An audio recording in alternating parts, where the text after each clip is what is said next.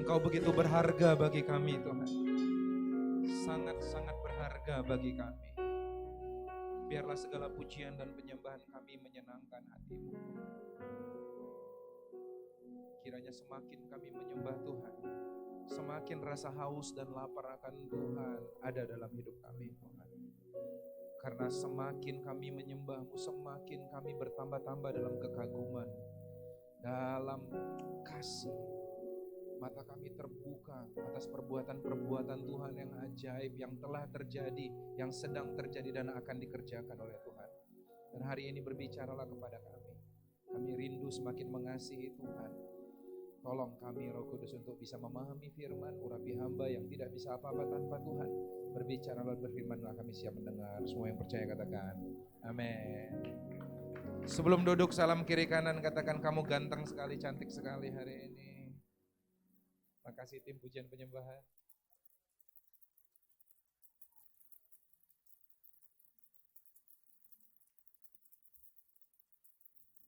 Oke.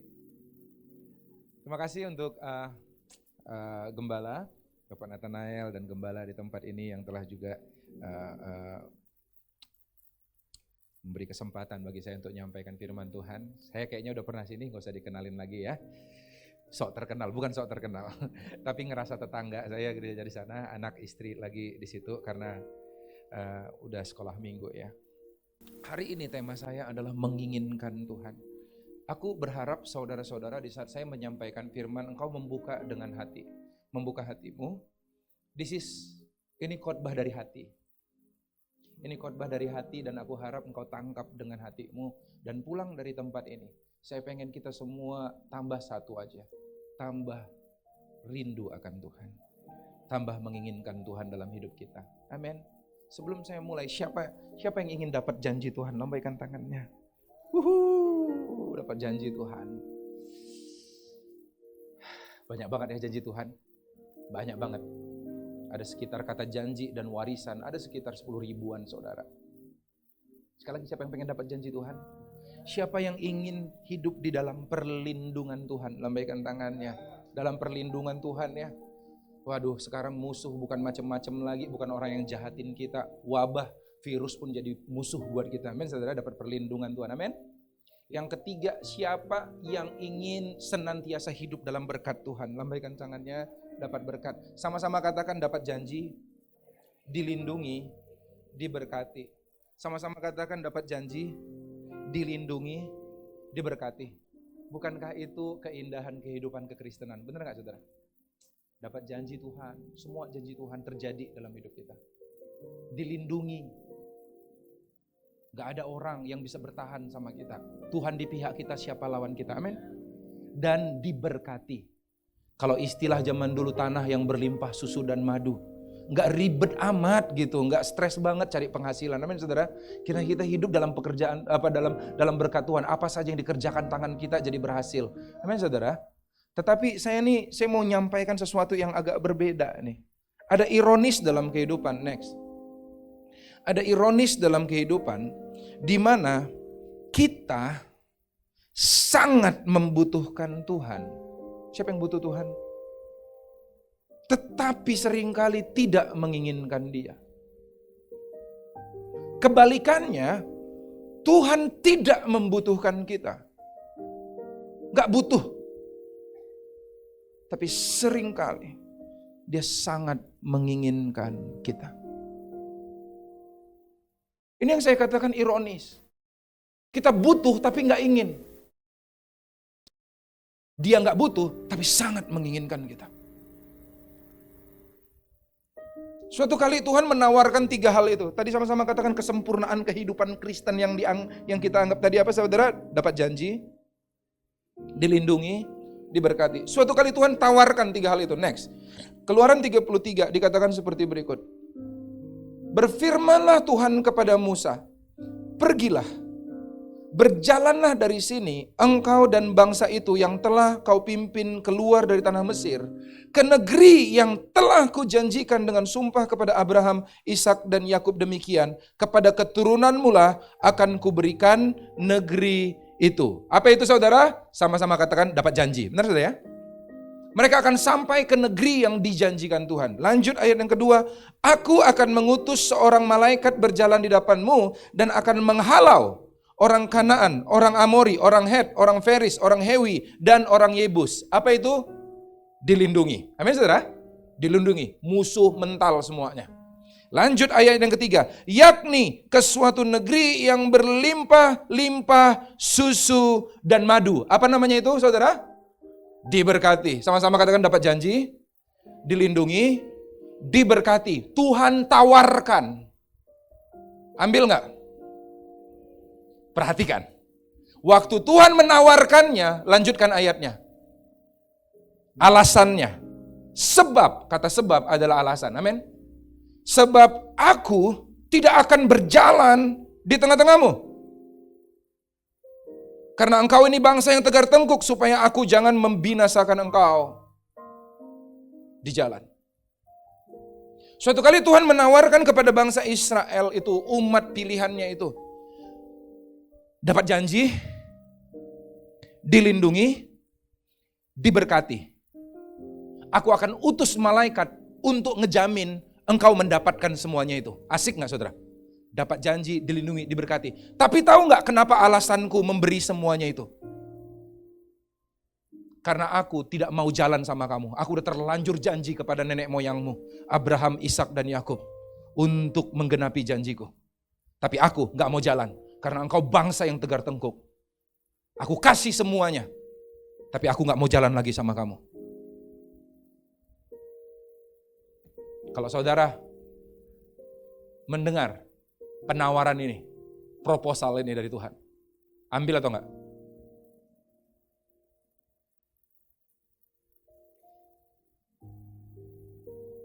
Ini kesempatan atau ancaman nih?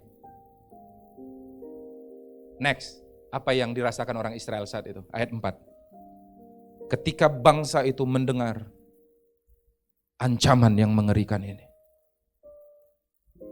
berkabunglah mereka dan seorang pun tidak ada yang memakai perhiasannya. Ini bukan kesempatan. Ini ancaman. Apa gunanya aku dapat janji Tuhan? Apa gunanya aku dapat perlindungan Tuhan? Apa gunanya aku dapat berkat-berkat Tuhan tapi aku kehilangan pribadi Tuhan? Ini bukan cuma ancaman, ini ancaman yang mengerikan. Dengan kata lain saya mau bilang sama saudara-saudara semuanya, ada kemungkinan engkau saat ini dapat janji Tuhan. Engkau dapat perlindungan Tuhan. Engkau sedang menikmati berkat Tuhan.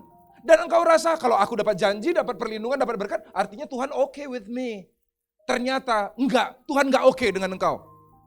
He's not okay with you.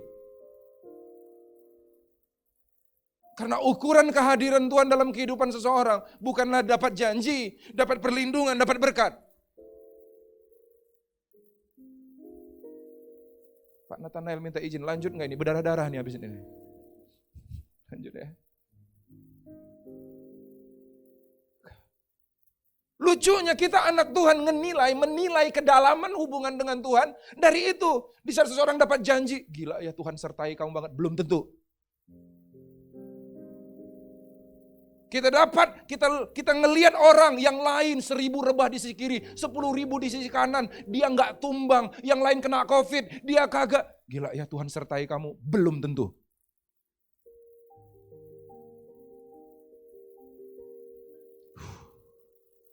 Lanjut nih. Lalu apa yang dilakukan? Saat itu bangsa Israel nangkap. Kalau sampai saudara nggak nangkap, kita lebih tegar tengkuk dari orang Israel nih.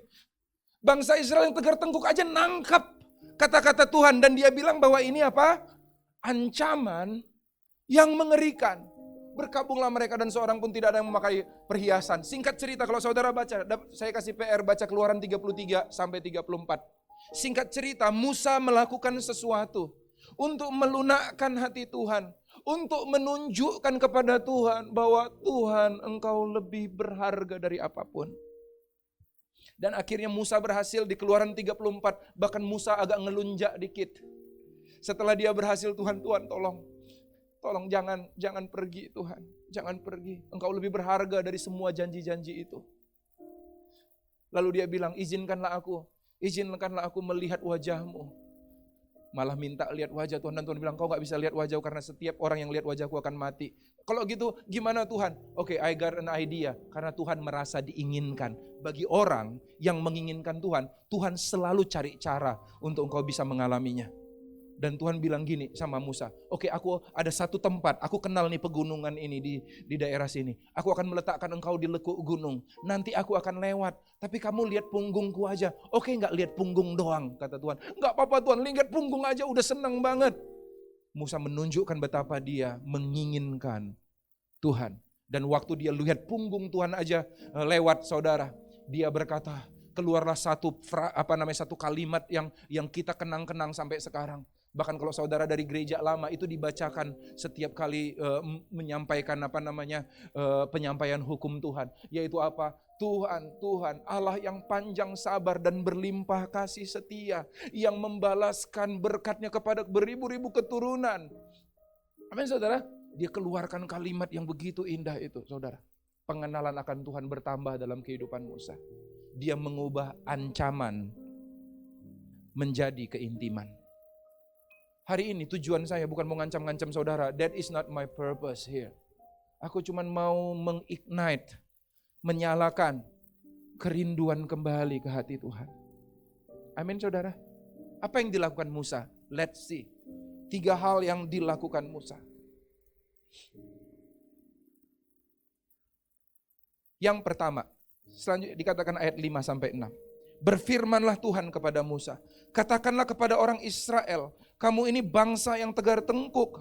Jika aku berjalan di tengah-tengahmu sesaat pun, tentulah aku akan membinasakan engkau. Oleh sebab itu, tanggalkanlah perhiasanmu, maka aku akan melihat apa yang akan kulakukan kepadamu. Demikianlah orang Israel tidak memakai perhiasan-perhiasan lagi sejak dari gunung Horeb. Saudara, perhiasan yang dimiliki oleh orang Israel, itu mereka itu dulunya budak, saudara. Perhiasan itu adalah berkat anugerah Tuhan. Tuhan membuat orang-orang Mesir bermurah hati ngasih perhiasan sama mereka waktu keluar dari Mesir. Itu benar anugerah Tuhan. Bukan karena jerih payah mereka. Benar saudara ya? Benar-benar dibuat jadi murah hati semua perempuan-perempuan Mesir, orang yang punya perhiasan. Dikasih saudara. Dan ternyata perhiasan itu membuat mereka ngerasa lebih indah tanpa Tuhan. Perhiasan mereka jadi semua yang melekat pada tubuh mereka, pada identitas mereka, bukan pada Tuhan. Dan Tuhan katakan, kalau lu sungguh-sungguh menginginkan aku, tanggalkan perhiasanmu. Artinya Tuhan lagi ngomong next. Dia katakan seperti berikut. Dia katakan, inginkan Tuhan lebih daripada berkatnya. Musa menunjukkan itu, dia bilang, yuk semua kita tanggalkan berkat kita. Kita inginkan Tuhan lebih dari apapun. Dia nyanyi lagu dari boleh. Saat itu Musa mungkin bawa nampan. Yuk kita tunjukkan sama-sama yuk. Ini Tuhan lagi gak oke nih dengan kita nih. Yuk kita tunjukkan sama-sama bahwa dia lebih berharga dari berkatnya. Dia kumpulin, ada ibu-ibu ngeluarin antingnya mungkin. Dia katakan lebih dari segalanya. Ku ingin kau Tuhan. Bapak lepas cincin berliannya yang digini-giniin. Mas, perak dan permata tiada arti. Apa? Yang kami inginkan cuman ini Tuhan. Ku ingin lebih. That's my only desire. Bersekutu denganmu, jadikanku hamba setia kepada. Do you really want him? Lebih daripada menang tender, lebih daripada tabungan kripto, lebih daripada dapat jodoh,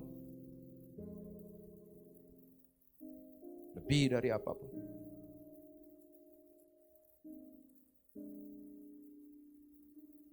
Saya khotbah saya cuma 30% dari keseluruhan khotbah. 70%-nya saudara yang mikir deh. Do you really love him? Amin saudara. Dia menunjukkan bahwa Tuhan lebih daripada berkatnya. Next, selanjutnya di ayat yang ke-7. Sesudah itu Musa mengambil kemah dan membentangkannya di luar perkemahan, jauh dari perkemahan, dan menamainya kemah pertemuan. Jadi saat itu bangsa Israel itu hidupnya nomaden. Saudara tahu? Berjalan dari Mesir menuju Kanaan. Mereka jalan sebentar, dipimpin oleh tiang awan dan tiang api, berhenti istirahat, baru berkemah di situ. Lalu mereka bikin perkemahan. Tapi Musa pada saat mendengar kata-kata Tuhan, isi hati Tuhan itu, dia katakan seperti berikut. Aku membuat kemah jauh dari kompleks perkemahan mereka. Jauh. Tujuannya apa? Dan menamainya kemah pertemuan. Dia bikin kemah baru. Setiap orang yang mencari Tuhan, keluarlah ia pergi ke kemah pertemuan yang di luar perkemahan. Apabila Musa keluar pergi ke kemah itu, bangunlah seluruh mangsa itu dan berdirilah mereka masing-masing di pintu kemahnya. Dan mereka mengikuti Musa dengan apa saudara? Dengan matanya sampai ia masuk ke dalam kemah. Apabila Musa masuk ke dalam kemah itu, turunlah tiang awan dan berhenti di pintu kemah, dan berbicaralah Tuhan dengan Musa di sana. Setelah seluruh bangsa itu melihat bahwa tiang awan berhenti di pintu kemah, maka mereka bangun, sujud menyembah masing-masing di mana saudara? Di pintu, di kompleksnya. Pertama-tama mereka ngelihat Musa, kayak intim banget ya sama Tuhan ya. Tapi mereka mengikuti Musa dengan mata, bukan dengan kaki. Sering orang gitu kan, enak banget ya Pak Nathanael, kayaknya intim banget sama Tuhan. Privilege itu bukan buat gembala doang. Semua orang, karena Musa udah bilang, semua orang yang mau ketemu Tuhan, yuk ke sana. Tapi mereka gak mau ngikuti Musa pakai kaki. Mereka maunya pakai mata, enak ya. Hebat banget ya. Lalu di saat Musa berbicara muka dengan Tuhan, mengalami Tuhan, merasakan Tuhan, mereka ikut nyembah. Tetapi gak mau lepas dari kenyamanannya. Di mana mereka nyembah? Di kemah masing-masing, dari jauh aja. Padahal Tuhan menanti-nantikan mereka di sana. Dan Tuhan berbicara kepada Musa dengan berhadapan muka, seperti seorang yang berbicara kepada temannya. Wah, goalnya itu loh. Tuhan pengen jadi sahabat kita. Kemudian kembalilah ia ke perkemahan. Tetapi abdinya Yosua bin Nun, seorang yang masih muda, tidak meninggalkan kemah itu. Satu yang Tuhan janjikan, sekali kamu ngerasakan hadirat Tuhan, kamu ketagihan, saudara. Yosua nongkrong di sana. Karena begitu indahnya, lebih dari apapun. Kenapa Musa bikin sengaja kemah jauh dari perkemahan? Karena Tuhan ingin, karena Musa ingin menunjukkan kepada Tuhan, engkau diinginkan Tuhan. Dia pengen menyatakan next, bahwa dia menginginkan Tuhan lebih daripada apa? Kenyamanan. Next. Lebih daripada kenyamanannya.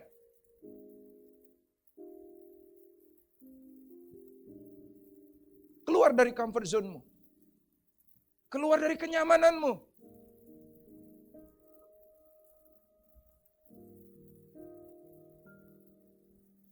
Ada hal-hal di mana kita waktu nyembah Tuhan, kita masih nyaman nih. Nyaman dengan dosa-dosa favorit kita. Masih bisa kok ngangkat tangan nyembah Tuhan? Oke. Masih bisa kok Pak pelayanan kagak ada yang tahu? Oke. Tetapi begitu engkau menginginkan Tuhan lebih lagi, percayalah. Ada mulai rasa tidak nyaman.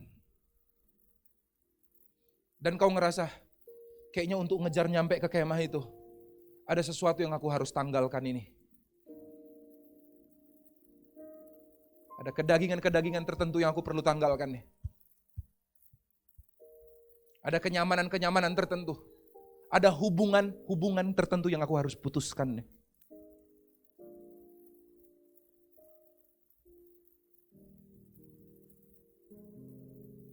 Karena kadangkala Tuhan ngasih pilihan. Bukan aku dan dia, tetapi aku atau dia, kata Tuhan. Kamu pilih yang mana?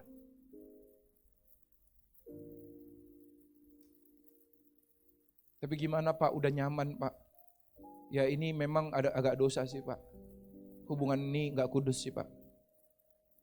Saya mau katakan, Kasihi Tuhan lebih daripada kenyamananmu. Tuhan sanggup memuaskanmu lebih daripada orang siapapun. Amen. Dikasih Tuhan lebih daripada kenyamanannya. Dan Musa berdiam di situ. Yosua nyembah Tuhan.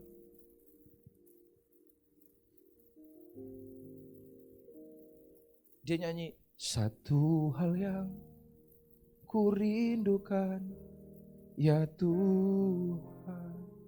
Amin.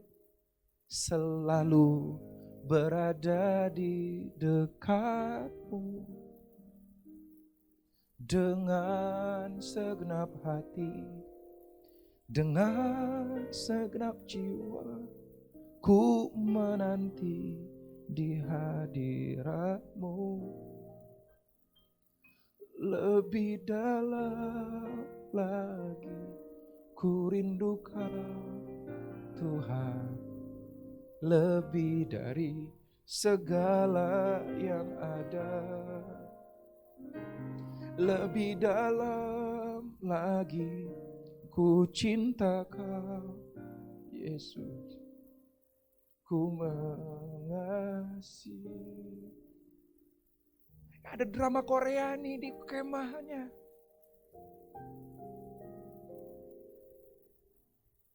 Ada Persib lawan Madura nih malam ini. Dan lain sebagainya. Tapi Musa bilang, no, aku mengasihi Tuhan lebih dari kenyamananku. Dan dia katakan, lebih baik satu hari, amin, di pelataran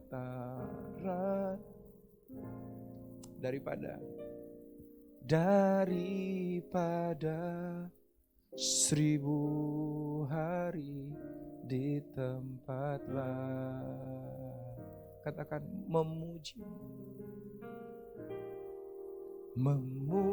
memujimu, menyembahmu adalah aktivitas yang paling menyenangkan, yang paling bisa kami nikmati Tuhan.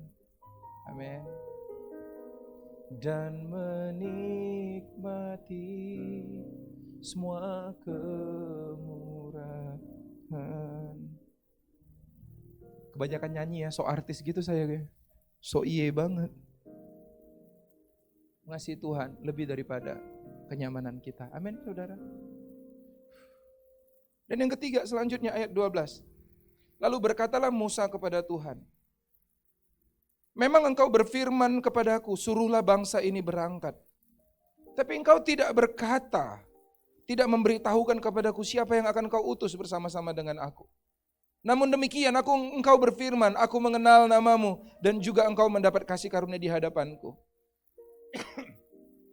Maka sekarang jika aku kiranya mendapat kasih karunia di hadapanmu, beritahukanlah kiranya jalanmu kepadaku, sehingga aku mengenal engkau, supaya aku tetap mendapat kasih karunia di hadapanmu. Ingatlah bahwa bangsa ini umatmu. Lihat bagaimana Musa menunjukkan bahwa engkau diinginkan loh Tuhan. Lalu ia berfirman, Tuhan lunak hatinya dan katakan, aku sendiri hendak membimbing engkau dan memberi ketentraman kepadamu. Lalu berkatalah Musa, oh aku suka ini, jika engkau sendiri tidak membimbing kami, janganlah suruh kami berangkat dari sini. Kami punya rencana, kami punya plan, bahkan kami udah utus 2 pengintai. Itu orang itu udah tahu jalan. Kami udah punya rencana, but kalau engkau enggak berjalan bersama kami enggak mau jalan. Dia lagi ingin menunjukkan, kami punya rencana, but kami ingin tunjukkan next, bahwa kami menginginkan Tuhan lebih daripada rencana pribadi kami. Kami punya rencana, kami punya plan Tuhan. Tapi kalau Tuhan enggak jalan sama kami enggak mau jalan. Kalau Tuhan pilih jalan yang beda, kami ikut jalan yang beda Tuhan. Itu cara menginginkan Tuhan.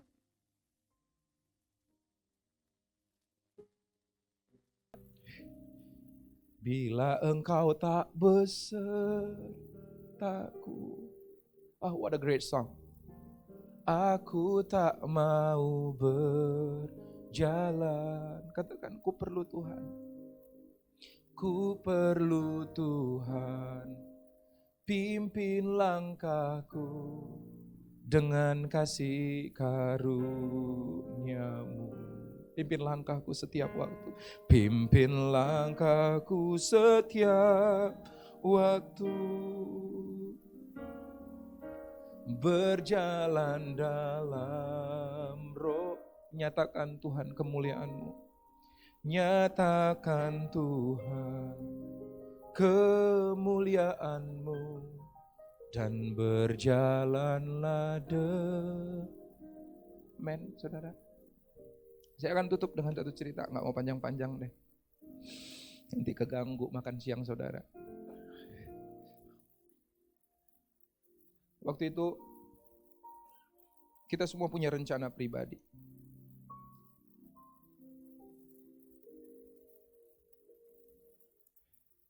Saat itu saya sebagai seorang youth pastor dengan impian yang besar. Yaitu apa saudara? Yaitu pengen menikah di usia 27 tahun. Lalu mengajari orang-orang seluruhnya, bikin pengajaran, bawa sampai kemana-mana luar kota. Pelajaran tentang namanya singleness, pacaran sekali sebelum menikah. Dan tiba-tiba tahun 2008 pacaranlah saya. Waktu pacaran, ternyata apa saudara? Ternyata putus. Batallah semua standar saya. Kayaknya hati-hati bikin standar hidup ya, kalau nggak sesuai dengan firman Tuhan. Saat itu saya terhina banget. Karena calon saat itu, aku nggak tahu, mungkin dia cuman alasannya doang supaya putus sama saya, atau mungkin beneran, I don't know sampai sekarang aku nggak mau klarifikasi. Dia bilang, ya aku nggak mau setelah mikir-mikir karena aku nggak siap. Habis gajimu belum 2 digit katanya. Itu terhina banget saya. Ya namanya hamba Tuhan kan nggak cari-cari duit kan saudara. Saya pendeta, saya sudah full timer saat itu. Saat itu saya kecewa banget. Bukan hanya sama manusia, tapi terutama sama Tuhan. Sama Tuhan. Lalu singkat cerita, tahun 2010, saya berhenti dari full time. Kecewa. Lalu saya ikut bisnis. Ya salah satu pengusaha di gereja ngajak saya mulai bisnis baru. Wah cepet direktur. Bareng-bareng. Dalam sebuah grup yang besar, grup perusahaan yang besar. Singkat cerita, semua jadwal khotbah saya. Dulu saya jadwal hampir tiap Jumat itu khotbah di kampus-kampus saudara. Semua saya batalin semua. Kenapa? Udah sibuk bisnis. Dengan cepat, saya pengen tunjukkan nih bahwa terlalu gampang dapat duit itu gampang ya, sorry ya. Lu putusin gua karena belum 2 digit ya. Karena gue selalu punya pendapat seperti ini, di balik setiap pria sukses selalu ada mantan yang menyesal. Catat. Jadi goalnya cuma satu, bikin lu nyesel kan. Nah setelah itu saudara, ya udah saya batalin. Udah nggak ada lagi niat untuk mengasihi Tuhan, menginginkan Tuhan enggak. Bisa kok kaya tanpa Tuhan. Siapa bilang kaya itu harus ikut Tuhan? Enggak. Bisa kok dihormati, disegani, orang bilang Pak Direktur gitu ya. Tanpa ikut Tuhan bisa gak? Bisa kok. Buktinya I'm living it now. Aku ngidupin itu sekarang. Dan singkat cerita, ternyata ada satu jadwal yang belum lupa saya hapus. Jadwal itu khotbah di Pasca Universitas Syahid, masih ingat? Ada yang kuliah di Syahid? Oke. Dia bilang, Kak Tommy jangan lupa ya. Aduh bener lupa. Aduh gimana dong, udah malas, udah gak punya hati lagi untuk melayani Tuhan. Bener-bener gak ada.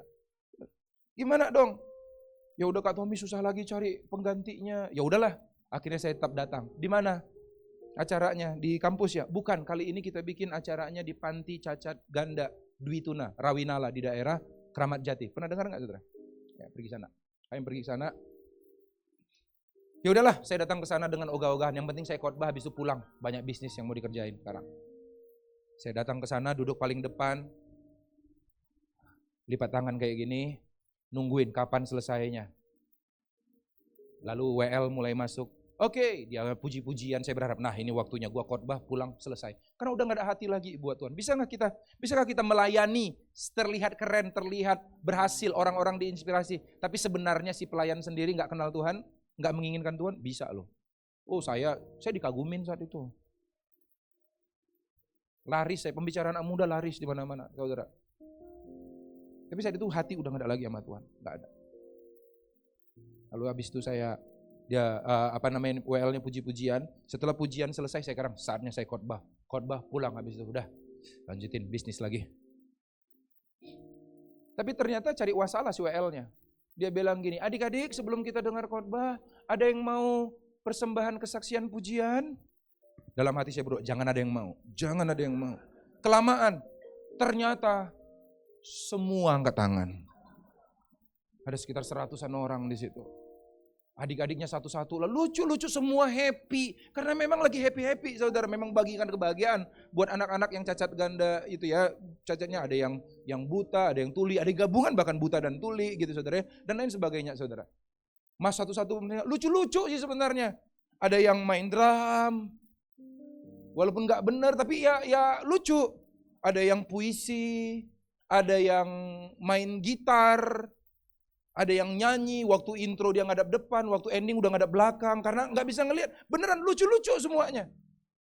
Semua ketawa kecuali hamba Tuhan yang galau itu. Hamba Tuhan yang galau, gak tahu siapa namanya itu. Lalu dia bilang, akhirnya sambil kesel, kapan, lama banget. Nggak bisa nikmati saya. Lalu tiba-tiba dia ada angin segar, dia bilang, oke adik-adik, siapa yang terakhir? Siapa yang mau? Siapa yang mau kesaksian lagi? Dalam hati berdoa, jangan ada yang mau. Masih ada yang mau. Dari belakang ada dua anak kembar. Cantik, putih. Bener cantik banget. Rambutnya pirang. Tapi matanya putih. Matanya buta. Saya nggak tahu cacat, mungkin ada cacat lebih. I don't know. Tapi yang saya lihat jelas dengan matanya putih buta. Dua anak itu dituntun ke depan sama mbaknya sambil nangis-nangis. Sambil apa namanya? Senyum-senyum gini. Maju ke depan. Ditanya, kalian mau ngapain? Kami mau nyanyi, katanya sambil senyum gitu. Dua anak lucu banget, sekitar umur 5 tahunan. Saya ngeliatannya juga udah, aduh cepatlah nyanyi. Dari saya khotbah. Lalu mereka mulai nyanyi. Dari C boleh. Dia nyanyi lagu ini. Saat ku tak melihat jalanmu, saat ku tak mengerti rencanamu, namun tetap ku pegang janjimu, pengharapanku hanya padamu. Dia nyanyi saat ku tak melihat jalanmu. Saat itu saya yang mulai waktu ogah-ogahan mulai ngelihatnya. Saya mulai lepaskan, longgarkan tangan saya.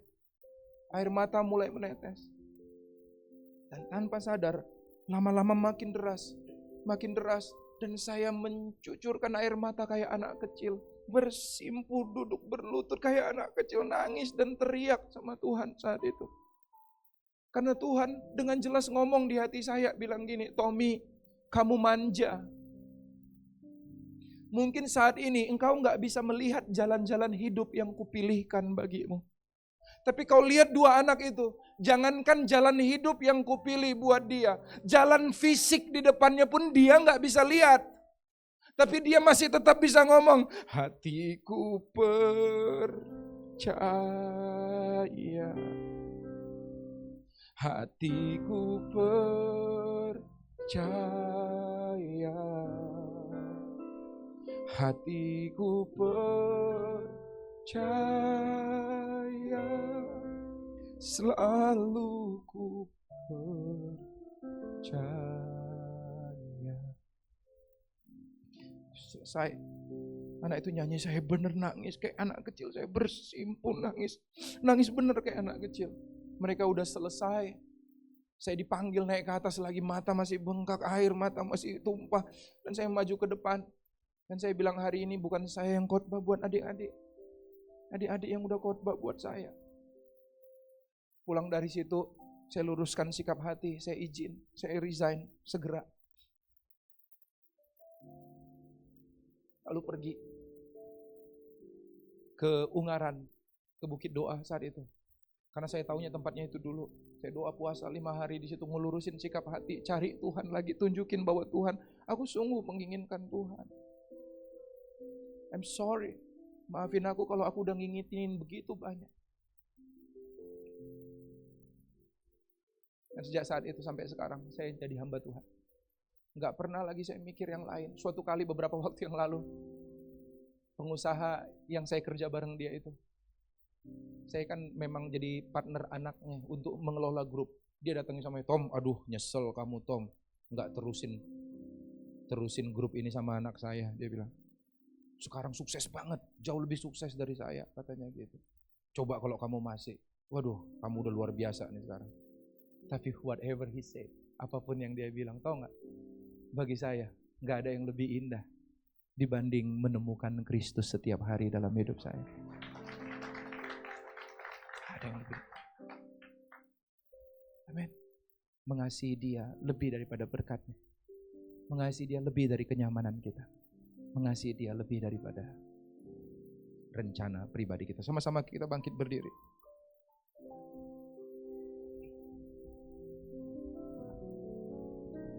Lebih dari segalanya, ku ingin Kau Tuhan. Mas perak dan permata gak ada artinya Tuhan. Mas perak dan permata tiada arti. Ku ingin lebih dekat. Ku ingin lebih dekat, bersekutu denganmu, jadikan ku hamba setia. Come on, mari sembah dia. Angkat kedua tanganmu, sama-sama katakan, lebih dari segalanya ku ingin Kau Tuhan. Lebih dari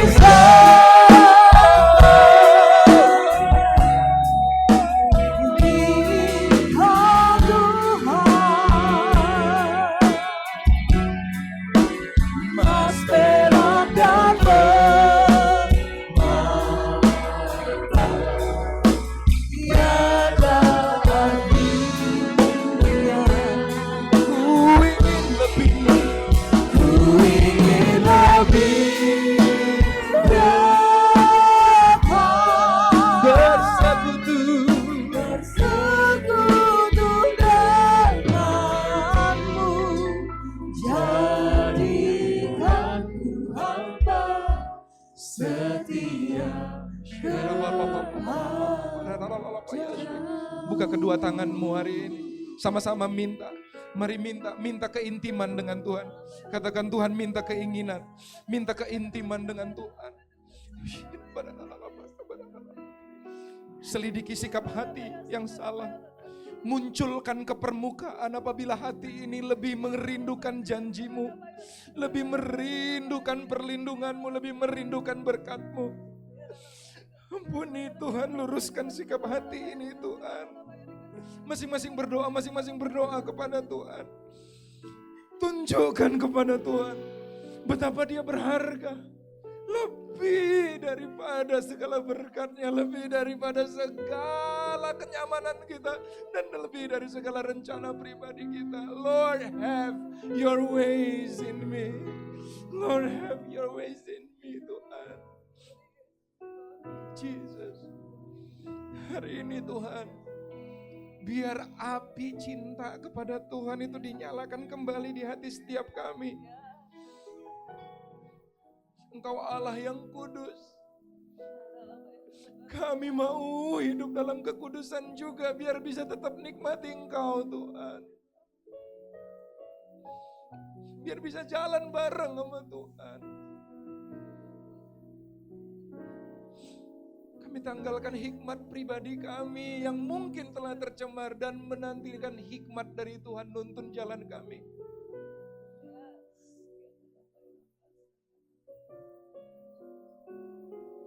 Kami tundukkan semua pencapaian, reputasi, prestasi, kehormatan yang kami punya. Kami letakkan di bawah kaki-Mu dan berkata, Tuhan, You are the owner. Engkaulah pemilik seluruh yang kami punya, Tuhan. Hari ini hamba-Mu selesai menyampaikan firman. Tapi biar hati yang mengasihi Tuhan terus ada dalam hati kami. Berbicaralah terus dalam hati kami. Tarik hati kami mendekat kepadamu senantiasa. Haleluya. Di dalam nama Yesus Kristus kami berdoa dan mengucap syukur. Semua yang percaya katakan amin. Silakan.